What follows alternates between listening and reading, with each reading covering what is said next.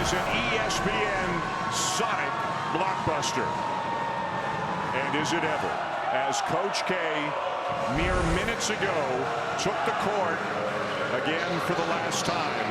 And you can imagine all the emotion that is brewing inside that he is trying to keep from showing outside as he gets ready to coach against their arch rivals, the North Carolina Tar Heels. 42 years he has been the head coach of the Blue Devils. 5 national championships, 12 Final Fours, and maybe this building has never been louder than it was minutes ago here tonight.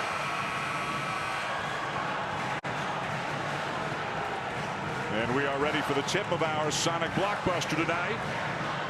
Dan Schulman, Jay Billis, Holly Rowe, North Carolina providing the opposition. And Jay, you were down on the court for the pregame ceremony, one of the 80-some players. What was that like for you? It was really cool. And to see Coach K come through that line of players was a great way to start this game.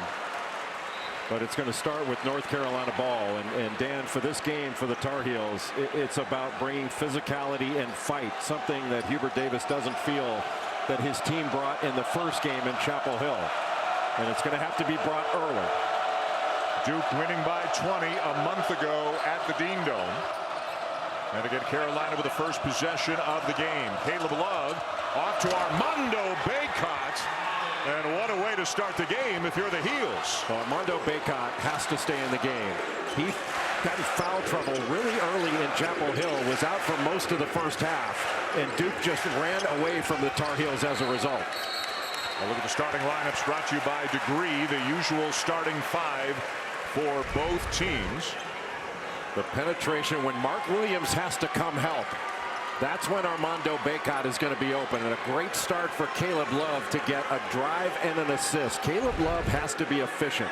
This isn't a high turnover North Carolina team, and it's not a Duke defense that has been forcing a lot of turnovers in ACC play.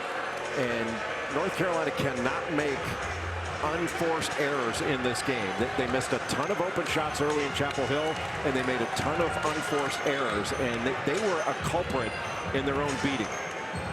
Duke has clinched the ACC regular season championship. Carolina will be either the 3 seed or the 4 seed in the ACC tournament, depending on the result here tonight. Keels into the paint, scoops it up and in. Keels coming off a 27-point performance at Pittsburgh. And you can see Duke jump switching when it's guard to guard. Caleb Love misses the 3. Long rebound to R.J. Davis. Long shot, long rebound. Out of bounds off Love. Duke ball. Hubert Davis, first-year head coach at Carolina, but of course he has played in this rivalry. He has been an assistant coach in this rivalry, spent 12 years in the NBA. It was just regular old Hubert when we talked to him before the game, wasn't it? He said their preparation wasn't any different. They didn't talk about the atmosphere. They just talked about what they needed to do in order to win this game. And heck, when Hubert played for Dean Smith, Hubert once told me that Dean Smith didn't even have player personnel scouting reports. You know, they just talked about themselves, and they were pretty darn good. Great post up by Bacot. And he will score over Mark Williams. Armando Bacot, one of the leading candidates for ACC Player of the Year, is off to a good start tonight. Just a little horn set up top, came off one side, and Bacot dove right down and got great post-up position. Bacot on Williams, Manic on Banchero. Caleb Love trying to defend Wendell Moore. The kick to Keels. And the rebound to Manic. Big difference with Manic on Banchero. Remember, they started with Armando Bacot on him last time, and it got him off to a rough start. Great pass. Good hands by Griffin, and it's out of bounds off Bacot. Now take a look here at Armando Bacot. He's right here. This is a horn set. 2 up top, 2 in the corners. They're going to come off Bacot, and he's just going to roll. Brady Manic pops high-low, and he got great position on Mark Williams. Actually probably got fouled, didn't get called. Banchero with an 18-footer over Manic, too strong, and a strong rebound by Leaky Black. Banchero can't settle for jump shots on Manic's got to drive him. Manic loves the 3. That's the 304th three-pointer of Manic's career. 4 years in Norman and now 1 year in Chapel Hill. Biggest thing in transition defense for Duke in this game is find shooters. Find R.J. Davis, Caleb Love, and Brady Manic. They have to be identified, and you have to stay with them. Great play by Leaky Black. Great hustle by Black, but it's out of bounds to Duke. Boy, and Mike Krzyzewski is out on the court and stomping mad 2.5 minutes into this game. His final game at Cameron. And as you can see, he has won better than 88% of them in his career. 572 wins, 75 losses as the head coach of the Blue Devils here at this historic arena. Well, with near 1,200 wins, he's only thinking about getting one, and that's this one. Boy, Wendell Moore Jr. almost too open on his drive to the bucket and couldn't finish. Boy, Armando Bacot just backed off. Didn't want to catch that foul, but went after the rebound. Davis, no. Rebound Williams and a foul on Bacot. Not what Hubert Davis wanted to see.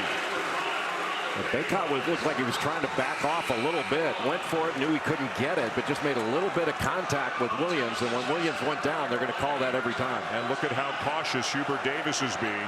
3 minutes into the game, Bacot picks up a foul, and he is going to take him out.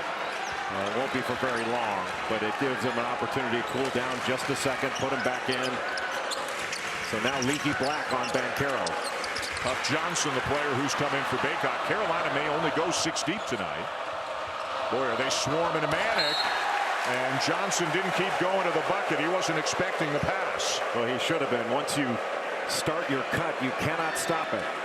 And the defense has to honor that cut. So once you start a cut, go through. Boy, wouldn't Carolina love to play spoiler here in this game tonight. And they are up 5 in the early going. A.J. Griffin had 27 against the Tar Heels a month ago. And a turnover. Such a good defender. Just great hands. Love spins. And a foul call. Got Banchero. Yep. Caleb Love so good at using that little spin. You know who used to do a great job of taking it down and just spinning right under the basket for a layup was Kenny Smith. Kenny the Jet Smith used to do that as well as anybody in the game. Love at the line for the Tar Heels. Had a great game in this building a year ago. 25 points, 7 assists, but 2 big differences. A much different Duke team than a year ago, and there were just cardboard cutouts, present company excluded, last year. It wasn't this kind of an environment a year ago. But anytime you foul North Carolina, you're giving them 2 points because this is the best free throw shooting team in the ACC, one of the best in the country. Heels by 7. Jeremy Roach in off the bench.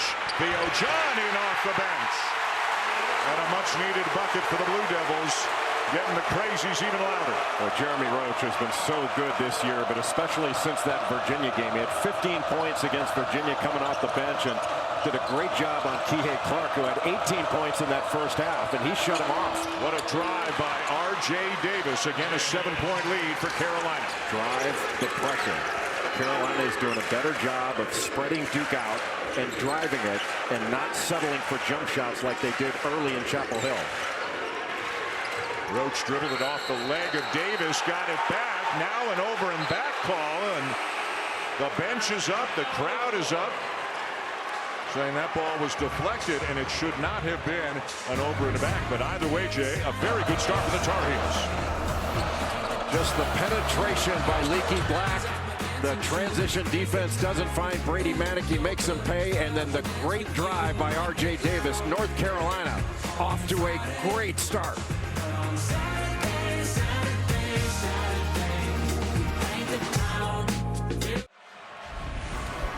ESPN's exclusive presentation of college basketball is presented by H&R Block. Get the expert tax help you need. And in part by the Sonic Bacon on Bacon quarter-pound double cheeseburger. For a limited time, only at Sonic. Mike Krzyzewski's office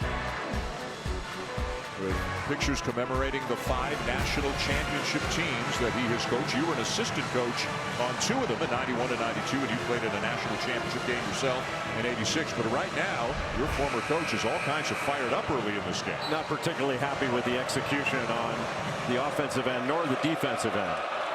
He was actually demonstrating how to make and catch passes as far as getting open during that break. And Duke is switching some of these screens and exchanges right now for North Carolina. So it's been a lot of dribbling by Caleb Love. Yeah, he was looking for somebody to pass to. Finally found Leaky Black, who's forced into a jumper. And the rebound down to the Blue Devils and a foul on Puff Johnson. Yeah, that was not because of the switching. And when you get switching like that, oftentimes what you can do is just screen your own defender. And that can help you get open when you're facing a switching defense. If you're just joining us, Coach K's final game here at Cameron. Some 80 former players in attendance here tonight. Carolina off to a very good start. Armando Bacot, 1 foul about 3 minutes into the game.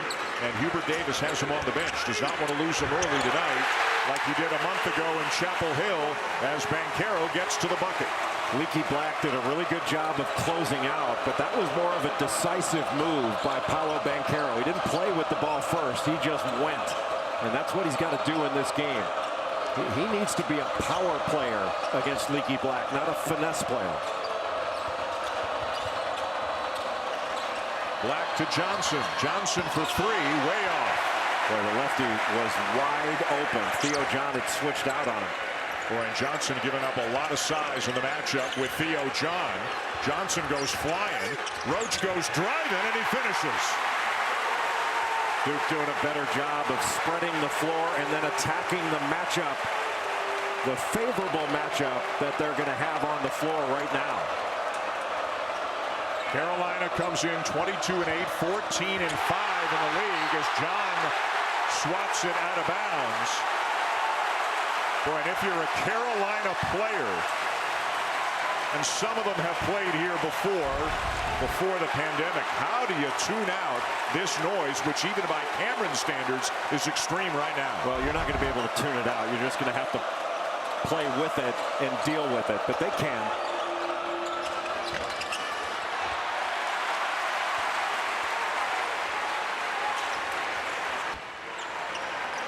We'd like to welcome those of you who were watching Kansas and Texas. We are here at Cameron Indoor Stadium in Durham, North Carolina. Dan Schulman, Jay Billis, and Holly Rowe. The final home game for Mike Krzyzewski in his 42nd and final year as head coach of the Duke Blue Devils. A very nice ceremony before the game with, again, about 80 former players. Carolina got off to a great start. We're leading 11-4. Duke is now back within 3 at 11-8. Armando Bacot, 1 foul on the bench for about the last 2.5 minutes. Carolina again would love to play spoiler and pick up a huge win that would certainly salt away an at-large in the NCAA tournament if they could get this one here tonight. And they're probably safe anyways, but this would lock it up for sure. Duke has thrown a couple of passes away trying to get it into the post. That was not deflected. Love looking as if that shot was tipped by a Duke player, but he just aired it over the backboard, and it's Duke ball. And North Carolina started out 4 of 6 in this game to take the early lead, but they're 0 of their last 4. They've had a few turnovers. When Duke's been switching, it's given them a problem. There's been a little bit too much dribbling the last few possessions. But Carolina's defense has been locked in for the most part. With Puff Johnson now having 2 fouls and Bacot on the bench with 1. Dontrez Styles into the game for Carolina, the 7th man in their thin rotation. Banchero. Leaky Black did a nice job of pressuring that shot, making it difficult, but Banchero is so quick to that second jump, just beat Black to the ball. And they're missing Bacot right now. Davis, another strong drive. R.J. Davis again. Well, R.J. Davis is basically a point guard that can really shoot it. You know, he's hit 54 threes on this season, but can really handle the ball and can really drive it. Banchero driving on Black, scores again. And he's playing just the way you said he should play. Well, that's where he's going to be effective, is taking on Leaky Black and trying to overpower him. If he gets a bigger guy on him, maybe Manic, or if Bacot ever has to switch out on him, then you can pick and pop. You can take him out on the perimeter, make the closeout longer. But he's got to drive, Leaky Black. Davis with a big on him, and Theo John, he goes around him, and that's the third field goal of the night already for R.J. Davis. Got Theo John on a switch, and what a great hesitation move by R.J. Davis. He's having a terrific year. Bacot getting ready to check in, but the media timeout will hit first. Roach left hand, soft off the glass. How much better has Jeremy Roach been over the last 3 or 4 games? And he was good before, but he puts the best pressure on the ball of any Blue Devil on this team. Roach guarding Love. Love spins. Ball fake. Blocked from behind by A.J. Griffin.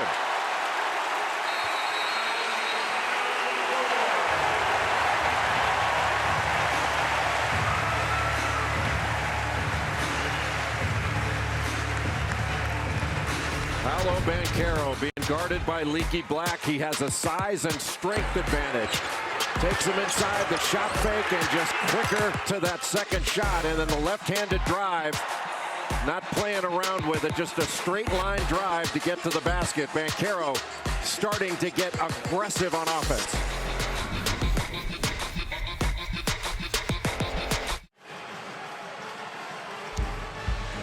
Pre-game here at Cameron, Mike Krzyzewski taking the court for the final time in this arena where the court bears his name. Again, 80-some former players, 9,314 fans.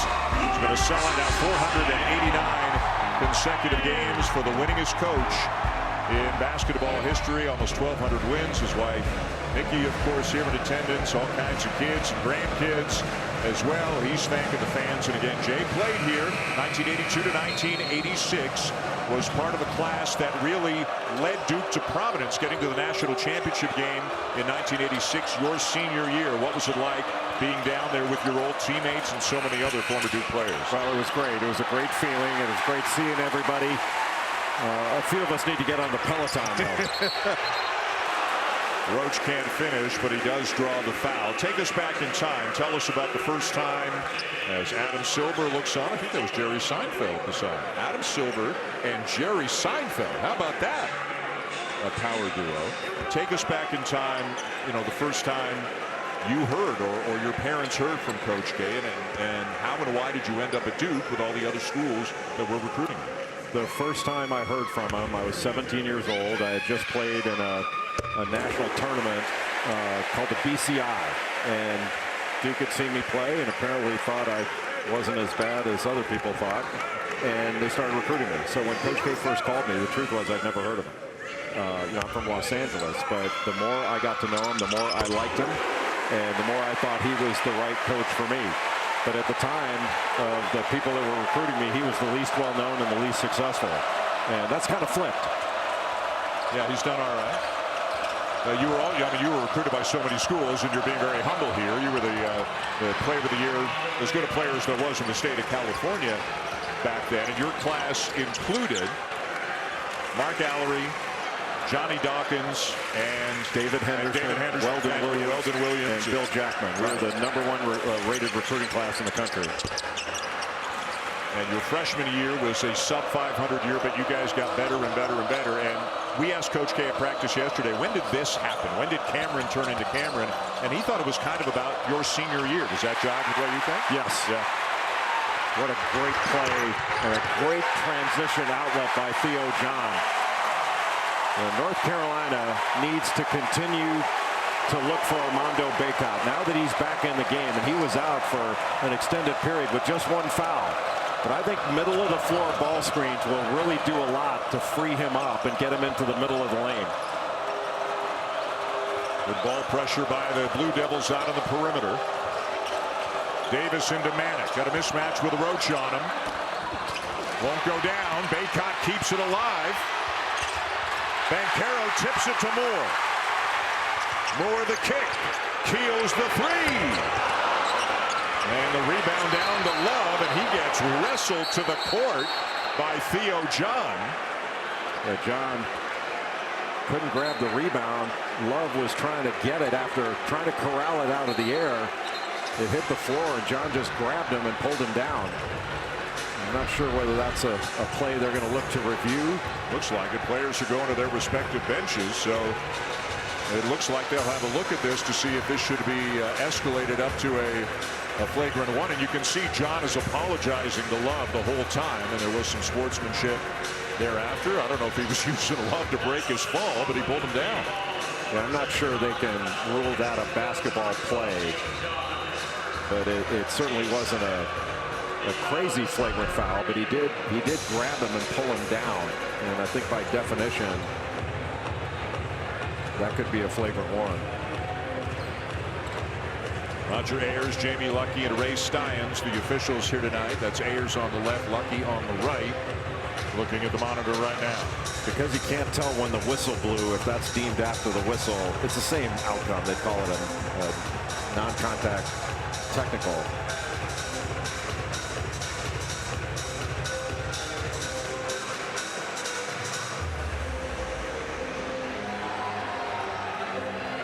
Just trying to corral it here, and then he wraps his arms around him and pulls him down.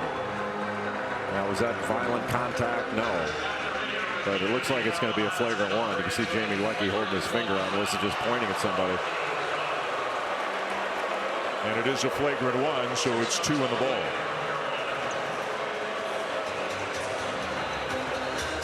As you said, it's hard to define that as a basketball play or a play on the ball, so you can understand why it was elevated to a flagrant one. I mean, the officials had to call it. Yeah. That's within the rule. And they're fouling. You know, that's a foul where Caleb Love goes to the free throw line. Love hits 86-87% from the line. He hardly ever misses.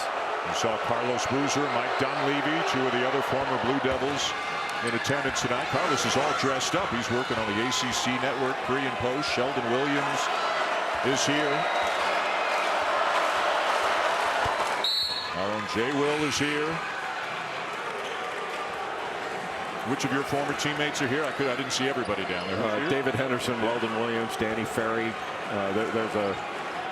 There's see Steve Wojciechowski, Gerald Henderson. If you've ever seen Gerald Henderson hit a golf ball, there's no pro that hits it further than he does. It's ridiculous. Should be illegal. Carolina by 1 past the midway point of the first half, looking for what would be by far their most significant win of the season. If they can pull it off, and again, you would think they are safe, but this would certainly lock it up. What a start for R.J. Davis. That's what I'm talking about, Dan. Those middle third ball screens set by Armando Bacot, because you're so worried about the roll. If Mark Williams doesn't help on the ball, then Bacot rolls to the basket. Or if he helps on the ball, Bacot rolls to the basket. If he doesn't, R.J. Davis goes. Good luck. Good luck keeping Trevor Keels out of the paint when he wants to get there. He's got 4. And this game has been played almost exclusively in the paint. I mean, how many buckets can you think of that haven't been scored in the paint? 18 of Duke's 20 are in the paint right now. Keels in transition. Moore for 3.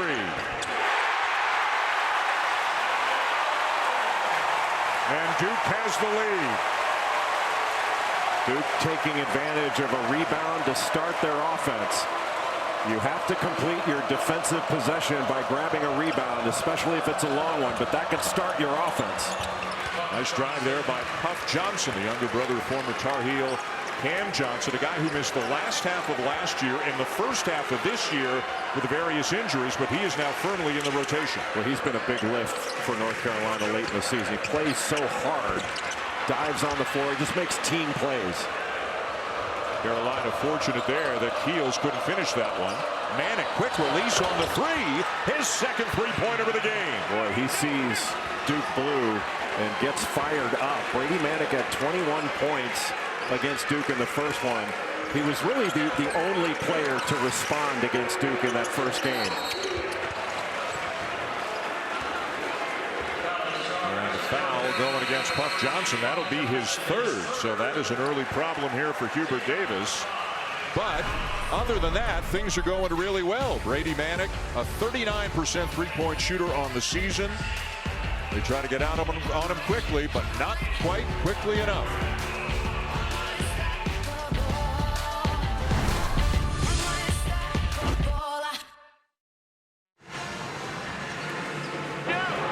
No surprise that this game has brought out a lot of celebrities. Ken Jeong, a Duke grad and a huge Duke fan, is in attendance. Dirk Nowitzki is here.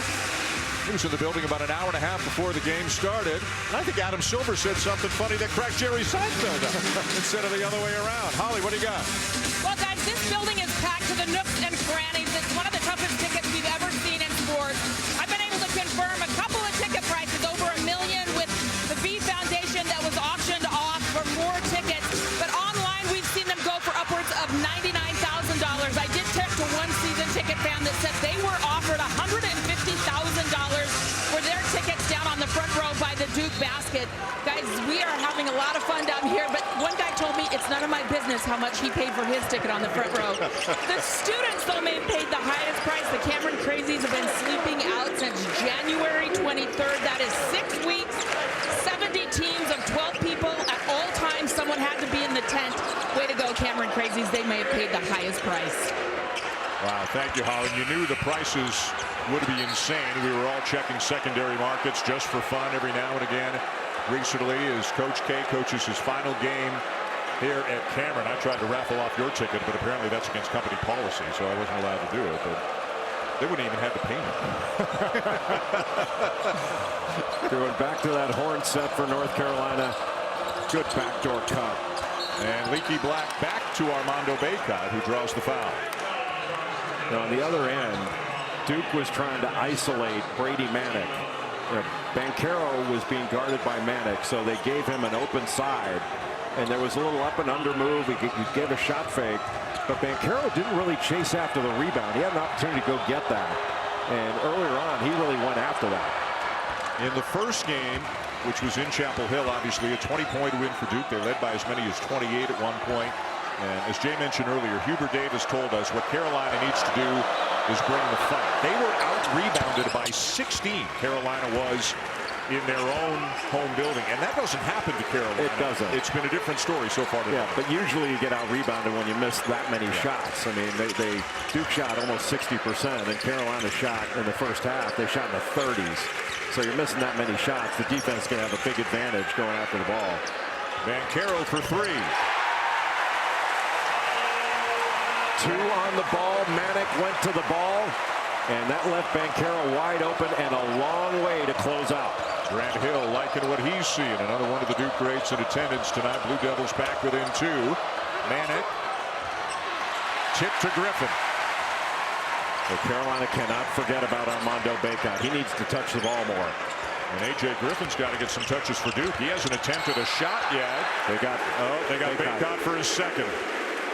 There's a lob to Williams, and Bacot just backing into him. Just a cheap one that he should have let go. I mean, you can get a bucket back. You cannot get a foul back. But he's helping too much on the ball. He came back, caught him with his arm. I don't even know if he knew Williams was going to be right behind him on that lob look. And Hubert Davis has made his decision, at least for now. Bacot is out, and Justin McCoy, a Raleigh native, the transfer from Virginia, who has been dealing with a sore knee, has not played in 5 games. As Williams lays it in to tie it, McCoy is into the game for Carolina. This is not a lineup, I think, that Hubert Davis anticipated needing, certainly at this point of the game. No, the scorers are Manick, Davis, and Love. Now, Leaky Black has really improved his offense from last year to this, but I still wouldn't call him a scoring threat. Got a switch now. Banchero, you got to take him on. Love trying. Couldn't get by him. Black the kick. Love the 3. Rebound to Leaky Black, and that shot altered by Mark Williams. What a presence around the basket. Mark Williams is the best shot blocker in the ACC. And a finalist for National Defensive Player of the Year. First points of the night for A.J. Griffin, and Duke has the lead.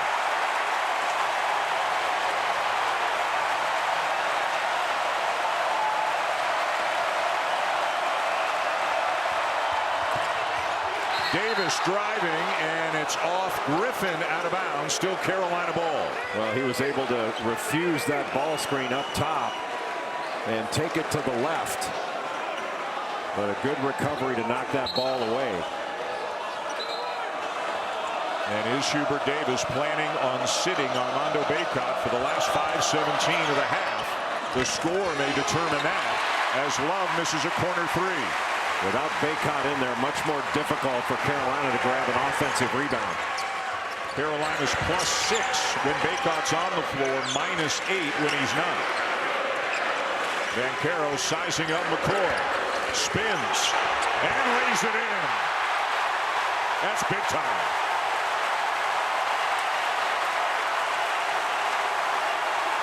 Duke is using Paolo Banchero as an isolation scorer when he's got a matchup he likes, getting him to the elbow on the side and letting him go one-on-one. If he brings a second defender, he can pass it. McCoy needs some help. Almost turned it over. Shot clock at 7. Love with a step back three. Short. Duke ball. Well, just too tough of a shot for Caleb Love. Griffin for three. Timeout, Carolina.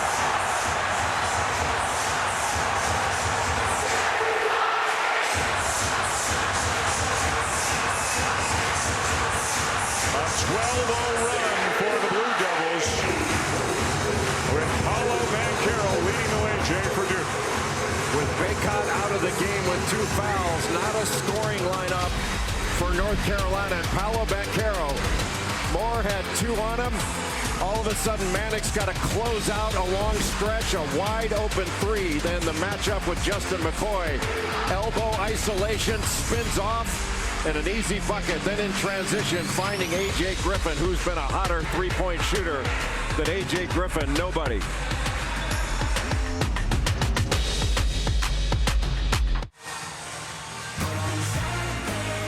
An emotional night, to be sure, for Mike Krzyzewski. He will speak in the post-game ceremony.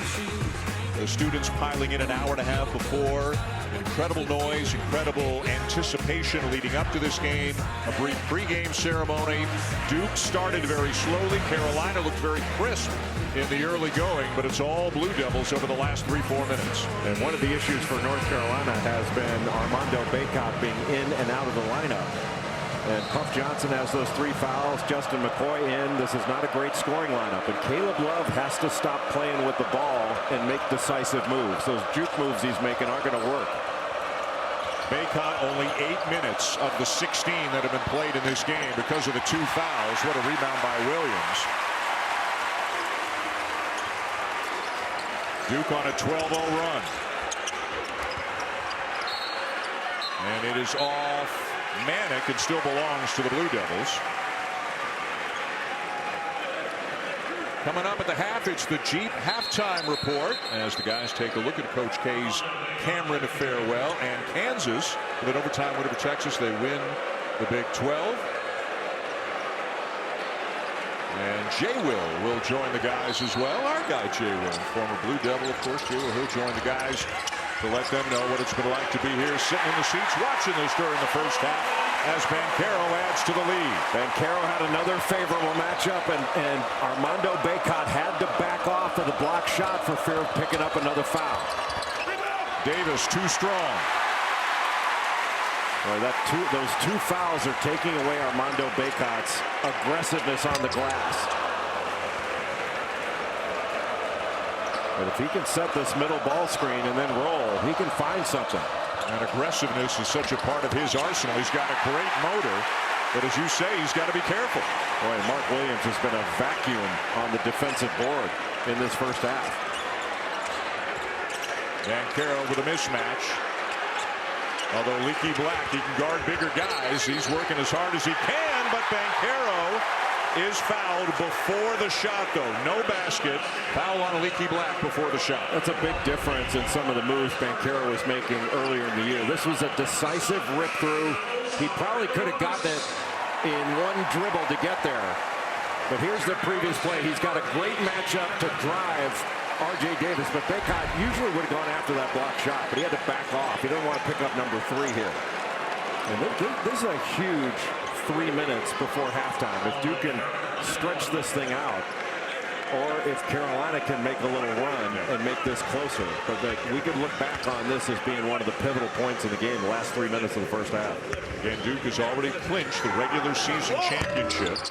It is their first outright ACC regular season championship since 2006. They shared it in 2010. Carolina will be either the 3 seed or the 4 seed next week in Brooklyn, depending on the outcome of this game. Nice.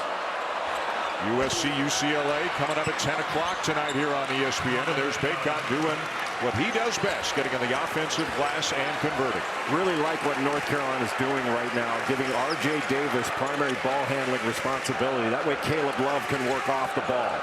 So he's not playing with the ball as much, not as many dribbles, and North Carolina is moving the ball much better. How about Davis with a block? He's having a terrific first half.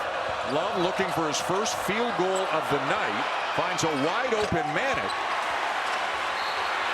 who left it short, and now Keels really created the contact and gets the call on Leaky Black. Armando Bacot, watch him. This middle third ball screen is difficult because drop coverage for Williams. He pays some attention to the ball. Keels has to help out, and now all of a sudden it's a wide open shot, and then Bacot can wedge down and get that offensive rebounding position. That's just much better offense for North Carolina, and especially when they're operating in that middle third of the floor. Bacot along with the Banchero and Alondas Williams of Wake Forest. You would think the ACC Player of the Year is coming out of one of those three, wouldn't you? I think Bacot is the ACC Player of the Year. Ooh, a block the call on Mark Williams. Boy, and Hubert Davis had to have a lump in his throat for a moment after that one. Well, Bacot looked like he lowered that shoulder, but Williams went down awfully easily. I mean, there's a lot to process there. Like, I don't think that amount of contact would, I don't know, the referees always call that an offensive foul, but that sort of play, I think Bacot has to feel fortunate he didn't pick up another foul. Love for three. His first field goal of the night. He's got 7 points overall. Carolina back within 4 as Mike Krzyzewski calls a timeout and staring at the officials.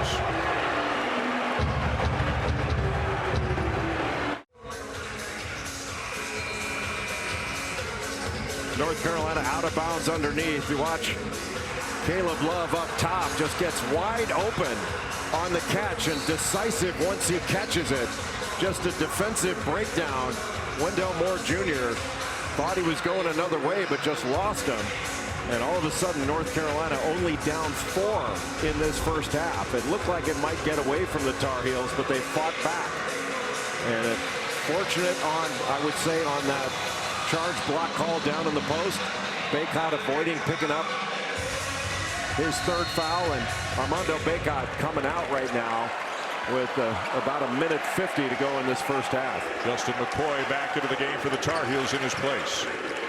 And let's see if Banchero goes right out. Go with that 5-4 ball screen, got a switch. Spinning on Manic and finishes strong. Boy, he has shown the whole arsenal tonight, hasn't he? Well, if he goes right, Manic tries to cut it off. This is a beautiful spin move, and nobody was there to sit on it because you're so worried about Mark Williams in that 4-5 ball screen. Pull up by Manic, short.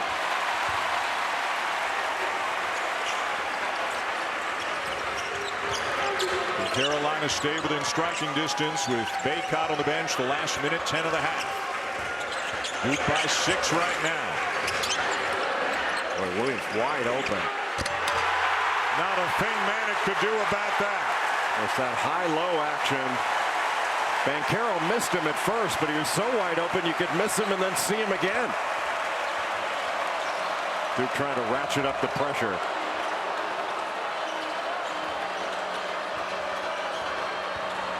Black with a drive and a kick. A great look for Manic, and he buries it. That's the penetration. When North Carolina is getting the ball and getting a piece of the paint rather than settling for jump shots, they're forcing help. When you force help, you can kick it to a guy like Manic. He can knock it down. Here's the drive. The closeout not particularly good. Banchero tries to pick up the charge. playing off 2 feet. And then here's Banchero. You try to move your feet to stay in front going right. Spins back left, and he's so athletic. And then this high-low. There's no way Brady Manek getting caught behind. That's a double bury. I mean, you're got 2 feet in the paint. It's over. And they've missed Bacot. The heels have at both ends of the floor when he's been on the bench with fouls. 8 seconds between game clock and shot clock. Have to think they're going to go to Banchero here against Bacot. Here's that 5-4 ball screen again. Got the switch again. Banchero from the elbow this time. Rebound to Davis, and Carolina's got time to get a final look. That was a good shot, but would have liked to have seen him get to the basket rather than settle for the pull-up. Davis launches a three and hits it. What a big shot for Carolina at the end of the half. With Bacot on the bench, Carolina fights to get to 41-39 at halftime. Looked like they might stretch it out. How important was that last 3 minutes of the first half? R.J. Davis, a little pick and pop action. They don't switch. And just a beautiful step back move. R.J. Davis had a great first half. And Duke Associate Head Coach John Shire is with Holly Rowe. Well, Coach, what a unique night. So many players lined up as Coach K walks out. You've known him a long time. What is the emotion you've seen from your head coach? Yeah, to be honest with you, once the game started, he's been locked in. Of course, that's pretty amazing when you see all the foreign players walk out and just what these last 2 days have been. But to be honest with you, the entire day today has been about our preparation and winning this game. The preparation has been good, particularly with Paolo Banchero. What have you seen from your young freshman so far? Well, he did a great job of attacking the basket. You know, he settled a little bit early, but when he plays like that, he's unguardable. He does a lot for our team when he's playing that way of getting other guys open shots. And of course, when he scores, it's not too bad either. Thank you, Coach. Thanks, Holly. A great first half for Paolo Banchero, but Carolina is right there with Duke despite foul trouble from Bacot, down by only 2 after the break. It'll be Reese and the guys with the G halftime report.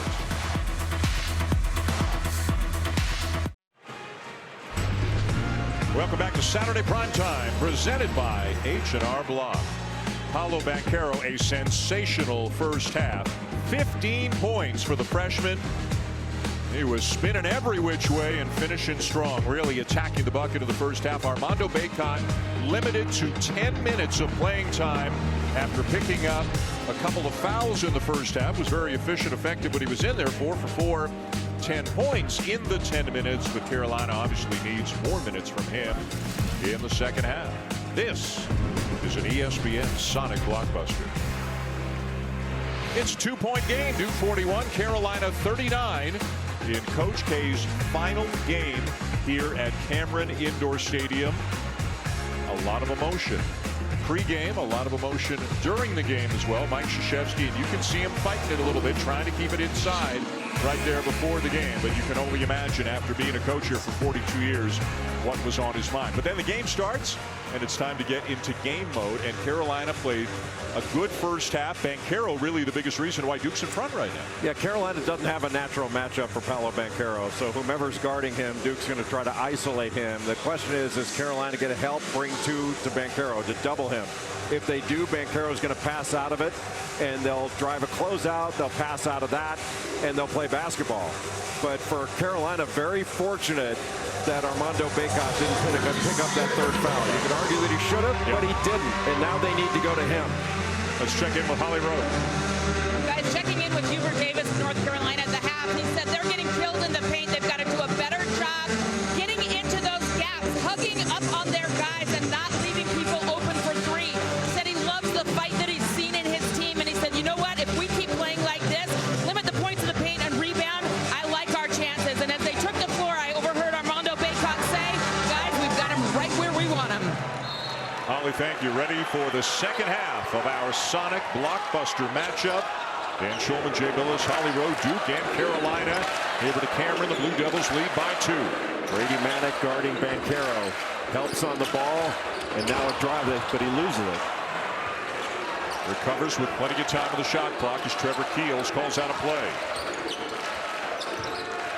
He'll use the Williams screen, missed the 3, and Bacot down with his 4th rebound of the night. Bacot averaging in conference play 14.5 rebounds per game, more than 6 ahead of Paolo Banchero, who's second in the conference. Playing that middle ball screen, now a handoff. That was good offense, just didn't make the floater. And Love struggling to make shots. He's 1 for 10. Manick gambles. Moore steps in. A kick to a wide open A.J. Griffin. And that's a break for Carolina. That didn't go down. He's basically a 50% three-point shooter. Yeah, he doesn't miss many of those. Black has it knocked away by Moore. Bacot spinning through traffic and ties the game. How did he make that shot? It wasn't the most graceful of moves, but effective. And that's why I think Carolina needs to keep going to Armando Bacot. He needs to touch the ball. Moore misses the slam. Well, Bacot got out of the way there. He was in the restricted area. If he tried to take a charge, it would have definitely been a foul. Keels doesn't get the bounce. Tipped up and in by Williams. Bacot had the rebound in his fingers, and Williams reached with his left hand and tipped it in. Talk about wingspan. 7'1" guy with a 7'7" wingspan. Duke by 2. If it was 7'6", he couldn't have gotten that play. What a pass. How good of a night is R.J. Davis having as Bacot now has 14. Well, I think Carolina is so much better when R.J. Davis is running the point and primary ball handling duties. Now here's one-on-one against Manick. I don't think Banchero wants to pull up there. If you're going to take on Manick, drive him and force help, then play out of him. Davis a little bit too strong. Banchero the rebound. And it's 6'10", 250 going coast to coast. Banchero can rip and run. He gets the rebound, doesn't need to outlet it. Manick had his back turned to him trying to get back. But there was no way for him to defend that. Davis again acting as the primary ball handler. Keeps it alive. Finds Bacot. And the foul line jumper won't go. Didn't go down. That was still a pretty good shot. And Davis did a great job of keeping his dribble. Manick's got his hands full tonight with Banchero, doesn't he? Made him give it up. Now Williams. Yes. Well, a smart play by Banchero. He didn't have it, kicked it out, then they kicked it into the post to Mark Williams. Love drives, kicks.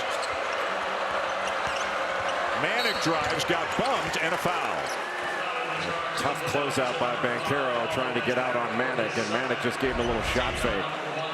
But Banchero grabs the rebound, and he can get ahead of steam. Who's going to get in front of 6'10", 255 and skilled? Didn't have it here. Kicks it back out to Wendell Moore Jr., and he immediately gets an angle to get it into the post to Mark Williams. Just really good offense. And Banchero, instead of taking a questionable shot, kicks it out, and then they can attack again. Manick, a 67% free throw shooter on the season. 9 points tonight, coming on 3 3-pointers. 3-point game. You have to think that Duke is going to continue to attack Brady Manick, or try to look into the post and go against Armando Bacot. And then if they kick it out, you got an open 3, good for you. Open 3, Keels, yes.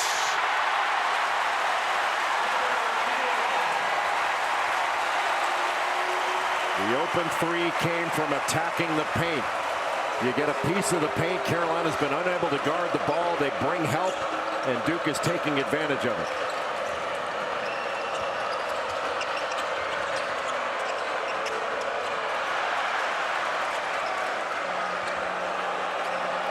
Davis to initiate the offense. 5 to shoot. Got a switch. Spins on Banchero. And a foul.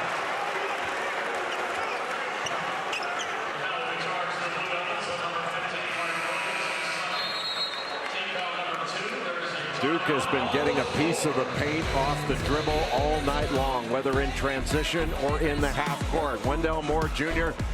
turns the corner, draws help, and then kicks it out to Trevor Keels, one of the top three-point shooters in the ACC. Jay Will, that was him.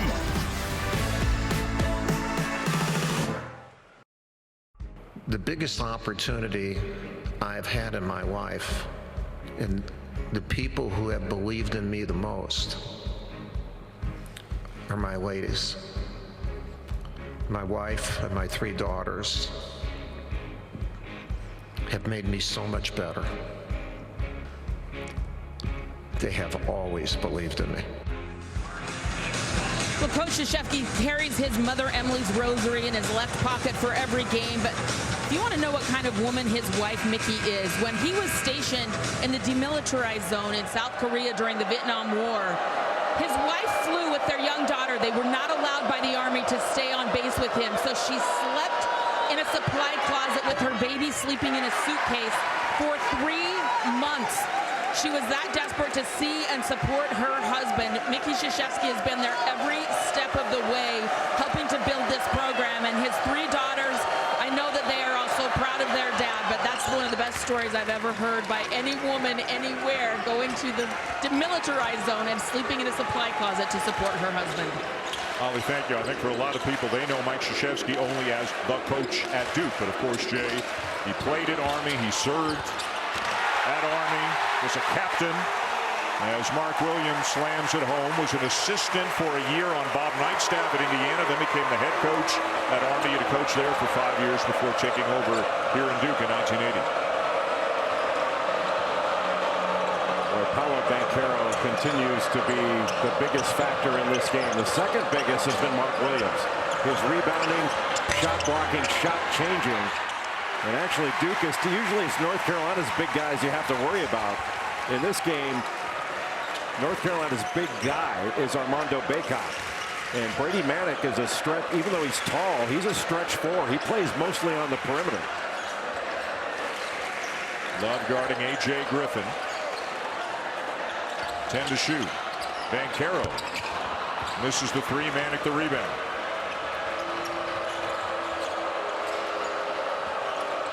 Davis, bounce pass, and the finish by Bacot. What a play by R.J. Davis. Just a great ball screen by Armando Bacot. That makes Mark Williams have to help, and then he's wide open on the roll. R.J. Davis with a terrific little pocket pass, almost a jump pass that he dropped to him.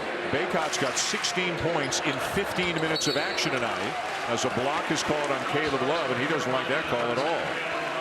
Bacot with a little random ball screen just on the edge of the middle third. When Williams helps up, he drops it off. Nobody there to help. And then after, just a great catch by Banchero, and Bacot's got to come over. Nobody can pick up Williams as he dives to the basket. Williams has been a presence on both ends. Williams sits now as Theo John is back in. Jeremy Roach has also come off the bench for A.J. Griffin. Theo John can be more physical with Armando Bacot, a different kind of big guy than Mark Williams. Roach using the screen. And it'll go. Soft touch on the runner. Well, Bacot, he was in the restricted area. He couldn't take a charge, but didn't even try to block the shot. He's got to go up there and get that. Well, great minutes from Jeremy Roach tonight, coming off the bench for Duke. Got a switch. That was really smart by R.J. Davis to take on Theo John and just drive into his shoulder to pick up that foul. Duke is taking on any sort of mismatch they have on the other end. And Carolina has to do the same thing. Now, Bacot, watch, he's there to take a charge, but he didn't really try to block the shot. I don't know whether he's still worried about picking up another foul, but he's got to go up and try to wipe that thing away or change it. He's got 2, missed several minutes in the first half after he picked up his first, and then again after he picked up his second. Davis short. Bacot, did that hit a Duke player on the way out of bounds? It did not. It belongs to the Blue Devils. Well, R.J. Davis is saying somebody hit me while I was trying to shoot it. Said he got hit on the wrist.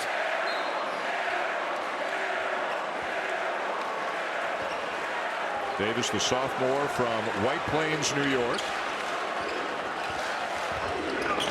Moore. Well, he dips that shoulder just a little to create some space, but he couldn't hit the shot. Just couldn't turn the corner on Caleb Love. There's that middle ball screen and roll. And Bacot converts. They got that one down to a science right now. Well, that's what I think we talked about on game day. I felt like that's where Carolina needed to attack, in the middle third of the floor, and make Mark Williams guard that, make Theo John guard that, and eliminate help with that middle third of the floor. Carolina back within 5. Banchero blocked by Bacot. That's more like it for Armando Bacot. Wipe that away. Manning blocked by John. Banchero finishes. Boy, what a sequence that was. Oh, what a block by Theo John.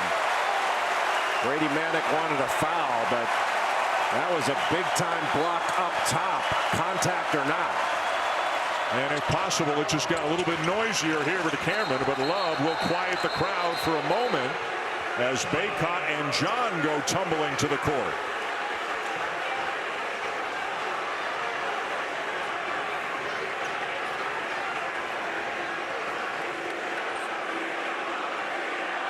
Body's getting tangled up. The official's going to talk about it. They haven't called anything. But just that middle ball screen again. Theo John giving a little shot to Armando Bacot. Then falls down over him. So I'm not sure. The officials are going to take a look at it. But if they call a... I mean, they're not going to call that foul. If there was any foul to be called on Theo John there, they missed it. So they're not going to go back and call that. That wouldn't be a flagrant. So nothing doing, and back two with the Carolina coaches probably didn't like that John initiated that contact with Bacot. Again, when Bacot's been in there, Carolina, they've been just fine. They are +6 with him on the court, but -11 when he has been on the bench with a couple of fouls. Well, he's been the most productive big guy, not only in the ACC, but one of the most productive in the country. I mean, he's averaging 16.5 points a game, just under 13 rebounds, right at 4 offensive rebounds, and just under 2 blocks a game. And in ACC play, it's even better. In the last 4 games, he's averaging 16.5 rebounds. Yeah. And that's ridiculous. Those are Tim Duncan numbers that he's put up all season long. Now, you read my mind. The last ACC player to have this scoring average, this rebounding average, and this field goal percentage in ACC play was Tim Duncan, and that was 25 years ago. There's that middle ball screen again. And then a rescreen. And a great defensive play by Griffin, but Love gets it back, and now a foul on Theo John.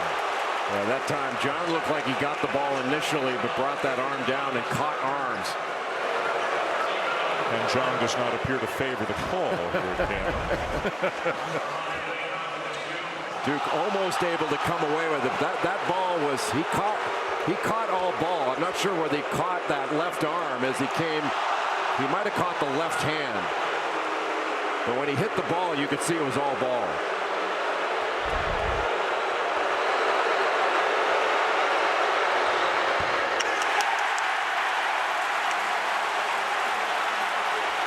Number 3 on John.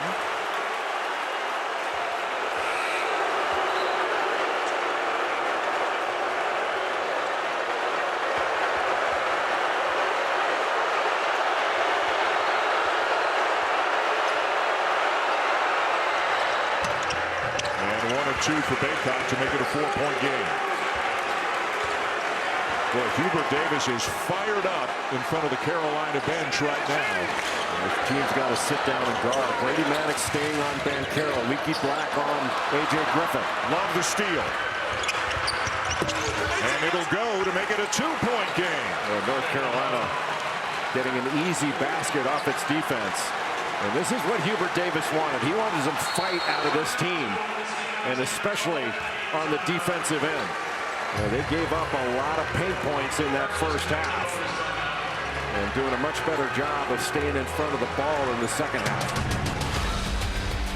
Caleb Love just taken away, blew up that dribble handoff, took away the pass, a weak pass, and it turned into an easy basket for Carolina.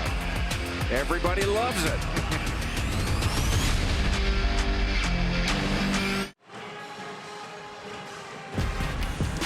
ESPN's exclusive presentation of college basketball is brought to you by the Sonic Bacon on Bacon Quarter-Pound Double Cheeseburger.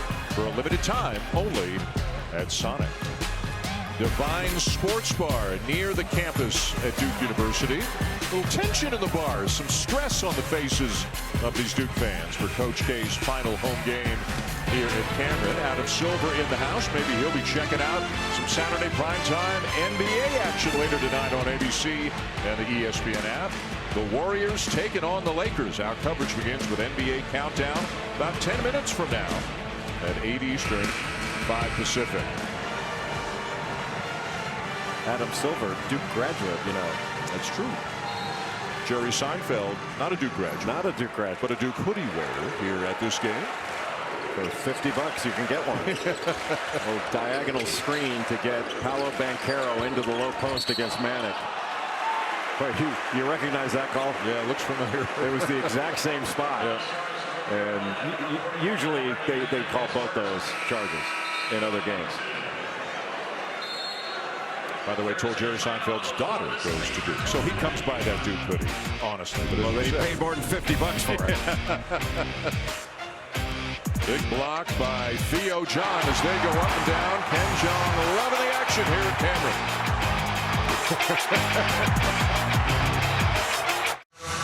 Welcome back. Let's take a look at tonight's Sonic Blockbuster. And two of the best players in the ACC are Armando Bacot and Paolo Banchero, each with 19 points tonight. Both have a terrific night. Well, Banchero has been going at every mismatch because there really is no matchup that North Carolina can naturally put on him. But see, Kyler Murray in the house. Terrell Owens getting his popcorn ready for this one. Dirk Nowitzki before that. Speaking of a guy there was no matchup for. All kinds of former Duke players as well. About 80 of them. Carolina was so physical on that inbound. A.J. Griffin with a rejection on Love. Mark Williams at the other end. Well, we've seen that both those plays were incredibly physical. The physical defense played by North Carolina on the out of bounds, and then physical defense on the other end by Duke that turned into a layup by Williams. Love with a floater. And this time there is a foul. It'll go on Jeremy Roach. After that turnover on the out of bounds under, just a really good block with the left hand. Absorbed the contact, and the referee saying it was offense initiated contact. And the run out, Mark Williams went down after that physical defense by North Carolina on the out of bounds under. And that left him as the lone Blue Devil ahead of the pack to get that easy one. By the way, Jay, that assist by Wendell Moore on the Williams dunk, Moore's 7th assist of the night. He's been Duke's leading assist man all year long, just under 5 assists. And his defense all year long, Wendell Moore Jr. has been outstanding. I mean, his assignment is shooting 34% from the field and 29% from 3. His primary assignment on the season. Had a triple-double earlier this season against Army. He might wind up first team All-ACC. If not, you think definitely second team. Banchero with the offensive rebound. That inside position, they were looking to go high-low, and got to take on Bacot here. He's saying, get out of the way. Good help by R.J. Davis. That leaves Keels open, though, and he drills it. And that's what Hubert Davis told Holly Rowe. You know, he doesn't want them to be hugged up on their man. But when you help, if you overhelp, this Duke team can pass out of it. Then you got a longer closeout up to a good shooter. Love is heating up. This is similar to the Monday game against Syracuse when he couldn't buy one through the first portion of the game and then got very hot very late as the Tar Heels won in overtime. Well, he got that screen in the middle of the floor. Just eliminates the help. Well, Carolina's been incredibly effective in that middle third of the floor.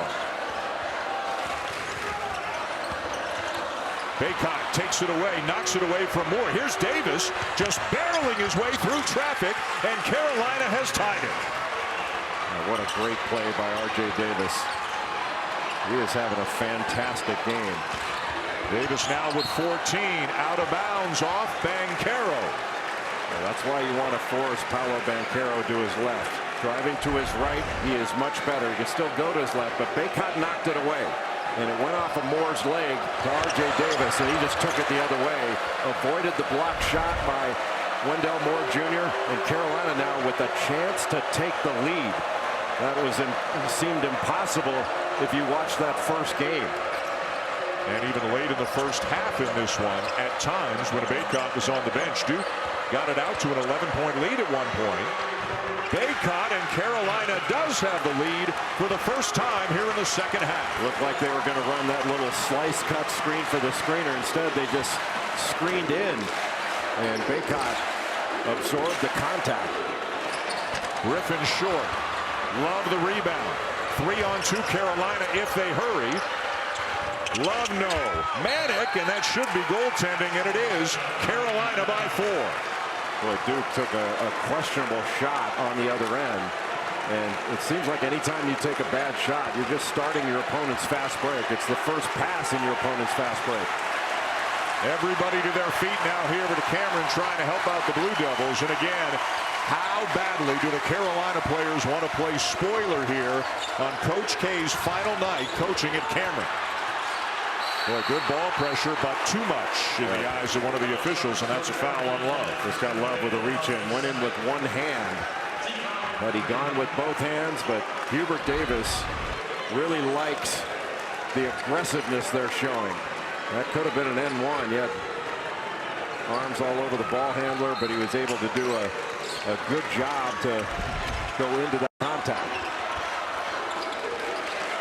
9-0 run Heels right now. Manic did a nice job hedging and still recovering with the arm out to discourage that pass. He's been dealing with Banchero the whole second half. Made him work. Williams couldn't finish it. And out of bounds to Duke. Both Griffin and Bacot fighting for that rebound. Bacot went after it with both hands. Looked like he might get it. But Griffin went after it just as hard. And that's what it's going to come down to in this game. I mean, Carolina's rebounded with Duke. They did not do that in the first game. Out rebounded by 16. They got a foul on Leaky Black. And he does not care for it. Number 3 on Black. Neither team in the bonus yet. 8:17 to go in the 8:15 to go in the second half. A 4-point lead for Hubert Davis's North Carolina Tar Heels, trying to avenge a 20-point defeat on their home court a month ago. Nice feed from Keels into Banchero, and it's Duke ball. Give credit to Bacot there. He came over from the weak side and with that left hand almost blocked the shot, but most certainly changed it because Banchero had an angle on that roll. Jay, I don't believe Hubert Davis has made a substitution in the second half. Would you if you were him? No, I don't think anybody's come in. Puff Johnson hasn't played. Styles. It's been the same 5 for 12 minutes here in the second half. Got a replay looking at the clock, apparently. They're checking to see if the ball hit the rim. Mike Krzyzewski has won 88% of his games over the years here with Cameron. 572 wins, 75 losses. And we'll hear after the game when he speaks as part of the post-game ceremony what his emotions were like tonight. But he's obviously locked in on the task at hand right now. And did it? No, I don't think it did. If it did, it just barely grazed it. So 12 seconds on the shot clock. More to inbound. Carolina doing a nice job switching those screens. Oftentimes you can give up an easy one when you don't switch properly. Heels up top to Williams for the finish.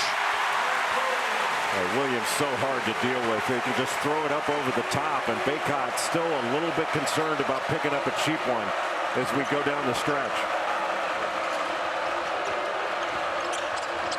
Manic with a great look. Nice play by Caleb Love. Carolina leads by 5. That was a ball screen by Bacot, and then Manic set a back screen against Bacot's the roll defender, and then popped out for the 3. Great execution in the middle of the floor. What a pass. Banchero to Williams. Well, you come over to double, and Banchero can pass out of it. Well, he is a really smart passer. His 4th assist of the night, Jay. You have to think Carolina's going to try to run another ball screen out of the middle of the floor. Love goes the other way. Kicks it to a wide open Manic again. Down to Duke. Not going to get a more wide open shot. Manic's already got 4 threes tonight. Moore the miss. Davis the rebound. Less than 7 to go. Carolina in the lead. Again the ball screen. Davis with a floater, and he's got 16. The lead back to 5. How about the poise of R.J. Davis to pull up there without blasting off that ball screen? He's so quick, and he can really drive it. He has pull-up ability, but that was great poise to read that and not overdo it. Banchero up to 21. Well, we're seeing some high-level offensive plays and high-level reads. Just exploiting matchups on both ends of the floor. Davis driving. Too strong. Williams ahead to Keels. A block is called on Brady Manic. Yeah, Manic just a little bit late in getting there, but has the guts to try to take it.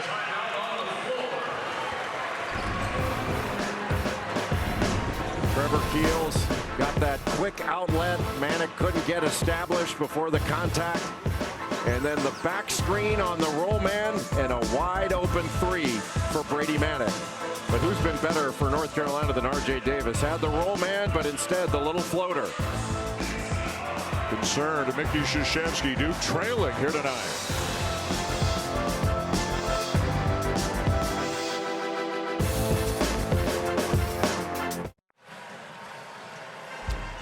Students camping out since January. People paying thousands and thousands of dollars on the secondary market to see Mike Krzyzewski's final home game over to Cameron Indoor Stadium. Kept the emotion in before the game, not during the game though. That emotion has come pouring out. He's telling his players, calm down. They're getting all they can handle and then some right now from the North Carolina Tar Heels, who have a 3-point lead with 6:04 to go. North Carolina's taking good care of the ball in this second half. You can see all of Duke's former players in attendance. Christian Laettner, Elton Brand, Kyle Singler up against the railing up top.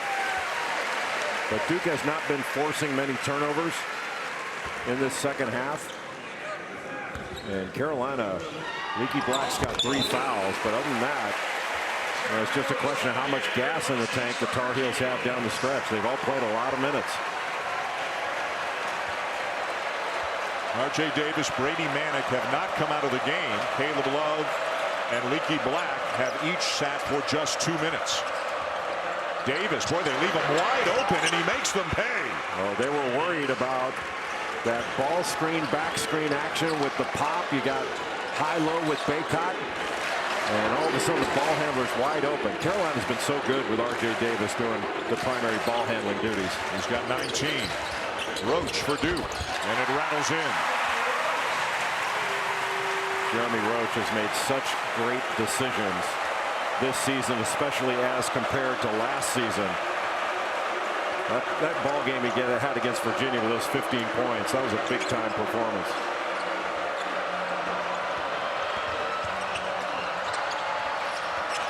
Leaky Black baseline, scoops it up and in. Well, Black just got the baseline side. Looked like a help defender was going to get to him. How about that for Black's first points of the night? Carolina by 4, 5 minutes to go. Well, Leaky Black was so good against Syracuse at 8 points, 7 rebounds, 7 assists. Now 1-on-1 in the post for Banchero. Banging with Manic. Banchero slips and travels. Yeah, they either had to call a foul or travel. I mean, there was a lot of bumping in there, but the officials letting the players go at it. But once he goes down, there's no choice. It's either going to be foul, or it's going to be a walk. Leaky Black goes right past Paolo Banchero, who went straight up. And that's just a terrific finish. Now, Leaky Black has been so mature this year. Leads the Carolina team in plus minus, and one of the best defenders in the country. They got a matchup here with Jeremy Roach on Bacot. They can't get it to him. Now Davis driving on Banchero. 2 more for R.J. Davis. What a great drive around Banchero. That was big time.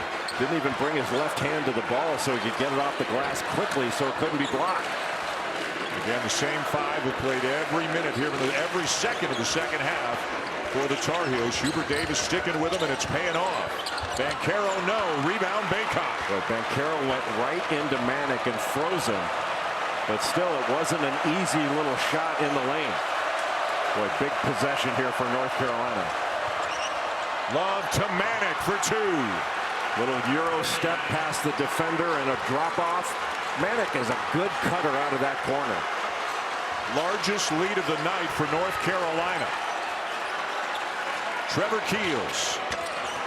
Rebound, Bacot again. Well, give credit to Leaky Black. He put late pressure on that shot by Trevor Keels. And now North Carolina can stretch this out to 10 or more with a score here. Love. And it's down to Moore. 3:20 to go.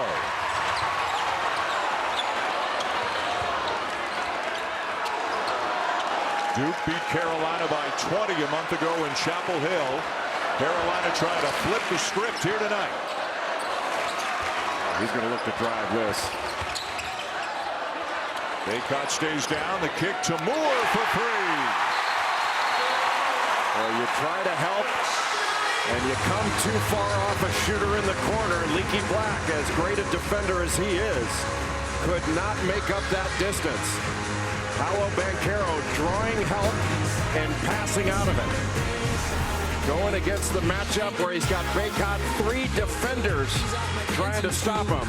That's overhelp, and R.J. Davis, just a magnificent kiss off the glass with the right hand over the bigger Paolo Banchero. What a game we've got, Dan Shulman.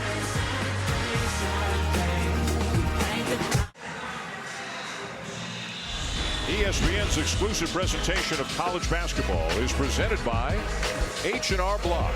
Get the expert tax help you need. Again, Carolina trying to play spoiler tonight here at Cameron and leading by 5 with 2:58 to go. What's at stake for the Tar Heels? Well, right now, Joe Lunardi's got them as a 10 with the last 4 buys. I think most people think they're safe. Clearly a win tonight, and they would definitely be safe. They're the 3 seed in Brooklyn next week. If they win tonight, they're the 4 if they lose. So if they were to be the 3, they would be on the other side of the bracket from Duke. Wouldn't see them until the final if both teams were to get that far. But right now, nobody's thinking about that. Carolina is thinking about spoiling the party, avenging a defeat from a month ago. And Jay, all this fight that Hubert Davis asked for and has gotten tonight, thinking about it paying off. Oh, he's gotten it big time. There's that middle ball screen, now a switch. Davis taking on Banchero. Manick gets it off and hits it. And that's why you run it in the middle of the floor. You got to switch. You have to help out Trevor Keels on Bacot, and that opens up Brady Manick for a wide open 3. Carolina's done a great job with those middle ball screens. Middle third of the floor, helps, eliminates help, and then that's just a great pass to Brady Manick. I mean, he's hit well over 300 threes in his career. Oklahoma for his first 4 years, and now North Carolina. And he can really stretch the floor. He had 21, as you mentioned earlier, against Duke a month ago in Chapel Hill. He's got 20 tonight. 3 North Carolina players have reached the 20-point plateau tonight. Manick's got 20. Bacot and Davis each have 21. And what's important for North Carolina, they've got a lead right now with 2.5 to go in regulation, is to take care of the ball. If you get fouled, this is an excellent free throw shooting team. The 1-2-2 3/4 court pressure, not necessarily to get a steal right away or a trap, but to slow the advance and not let Carolina bring it up easily. Davis not in a rush. There's the middle ball screen and a spread floor. Davis gets around Banchero, throws it by Bacot. It's loose, and it belongs to the Blue Devils. Griffin blocked by Bacot. Wow, what a block with the left hand. Well, what a night Bacot is having despite the foul trouble in the first half. Leaky Black in some trouble and wisely uses a timeout. Well, if he didn't, Hubert Davis was sprinting to the official. Didn't know he could move that fast anymore. A minute 47 to go. Carolina leading by 6. Armando Bacot has been a force at both ends of the floor tonight. Picking up the block on that play. He's got 21.6 rebounds as well. Carolina still in the lead.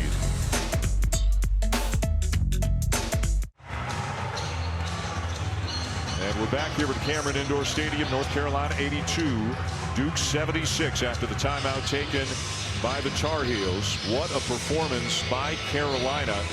They were down, and Bacot was on the bench with fouls, and with 3, 4, 5 minutes left in the first half, it looked precarious for the Tar Heels. What a second half they have had here tonight. They've taken care of the ball. Duke's had a hard time staying in front of the ball, especially with Carolina's middle ball screen action in the middle third of the floor. Carolina's only turned it over once in the second half and 5 times on the night. They didn't turn it over all that much in Chapel Hill. Davis, who, as you said, has had a magnificent night. Love with a deep 3.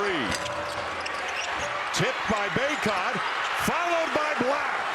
Well, Carolina, always known for their offensive rebounding. Bacot kept it alive so that Leaky Black could go up unencumbered and had 2 chances at it.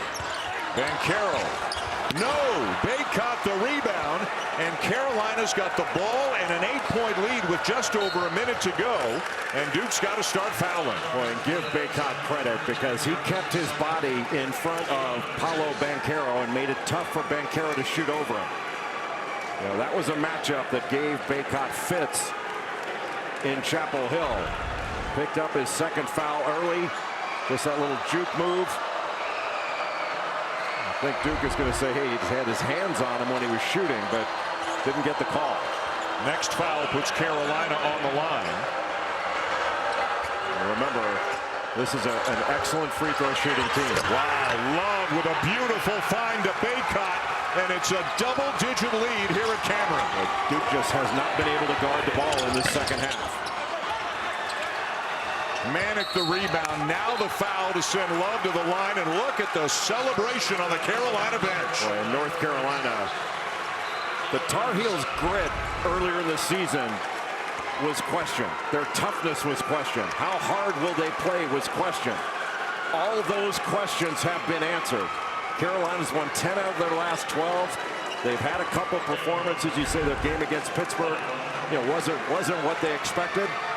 But to come into this building and perform at this level, North Carolina has to feel very good heading into the ACC tournament. Which they will do as the 3 seed with a win here tonight. And again, so many former players and fans of Duke basketball have come here tonight for Coach K's final home game. But barring a miracle right now, it is going to end in a loss for the home side. Well, in an intensely emotional day, as Mike Krzyzewski coaches his last game as head coach in Cameron Indoor Stadium.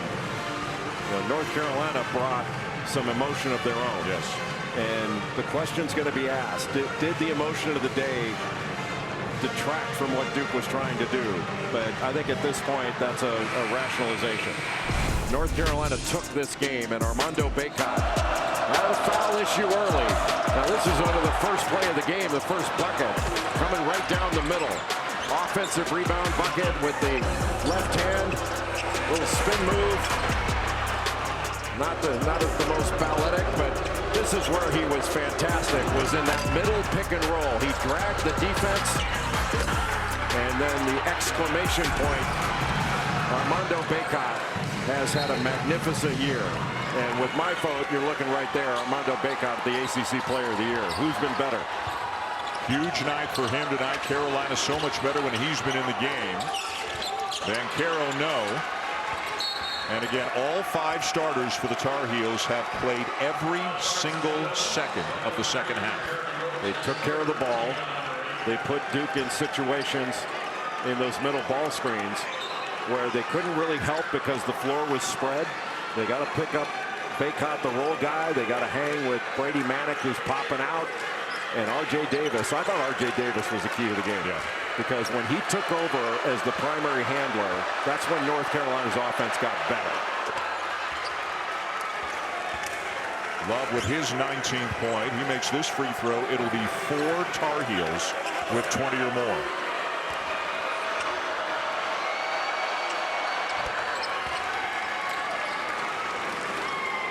What a moment, too, for Hubert Davis in his first year as head coach of the program, after experiencing so many of these games as a player and an assistant coach.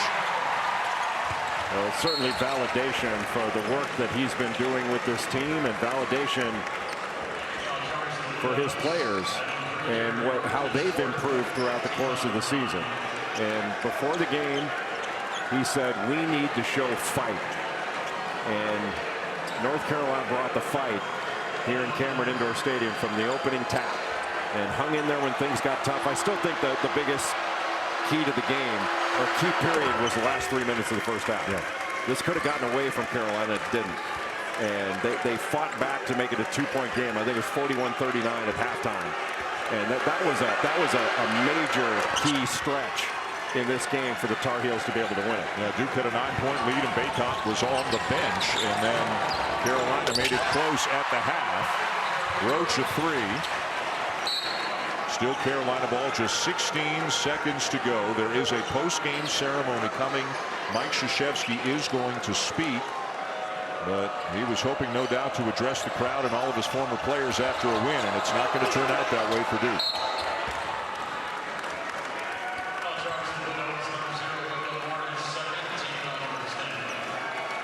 They might meet again, of course. Could be in Brooklyn, could be in the NCAA tournament. With a loss here tonight, Coach K, 50-47 all time in his career against North Carolina. Well, and you don't need to say any more than Duke Carolina for what's at stake.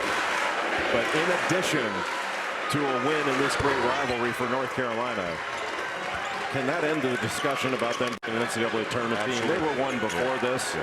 But the discussion's over. It's just where they're going to be seated. This has been a tournament team for quite some time now, and that discussion is over. Carolina with 94 points, 55 of them in the second half. This is the most points scored against Duke this season, and that's going to do it. The final seconds will tick away, and the North Carolina Tar Heels come into Cameron Indoor Stadium on Mike Krzyzewski's final night coaching in this arena, and they hand the Blue Devils a loss. And boy, is Hubert Davis got to be beaming on the inside about the effort given by his players tonight. North Carolina had a great performance in this ball game, and give credit to R.J. Davis, Armando Bacot, Brady Manick, Caleb Love. They all played important roles in Carolina being able to win this game, especially with this kind of atmosphere. Mike Krzyzewski congratulating the Tar Heels for their performance tonight.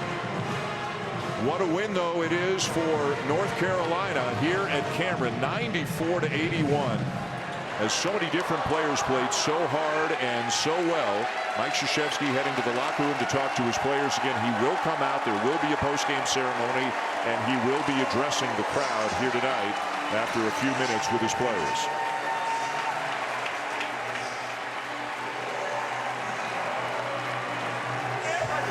Not the way the Crazies thought this one would go, that's for sure. The celebration is on in the visiting locker room now for the guys from Chapel Hill, avenging a defeat from earlier tonight. Holly Rowe is with a couple of Carolina stars of the night. I did request to speak with Hubert Davis, but he wants me to talk to his players because they have earned this win. The attention was on everyone except for North Carolina. How did you change the narrative tonight? Well, I mean, we knew coming into the game it would be a lot of noise, a lot of people coming in, but this is Carolina basketball, and we knew coming in we was either going to win the fight or win the game, and it didn't have to come to a fight, so we won the game, and I'm proud of the guys. Coach Davis, he coached a great game, and I'm so happy for him. And I just want to give my respects to Coach K, too, for a great career. And, I mean, it was just great to win this game on their floor. This is a signature win, and I'm just so happy. You had to stay on the floor. Foul trouble was a problem the last game. How did you play through it and keep your presence where it was needed? Yeah, I mean, I know we kind of short on bigs on this team, and in order for this to work, we knew I had to be on the floor, and I just had to play smart, even if I had to give up a few layups. But, I mean, I'm just so glad we won. I'm lost for words.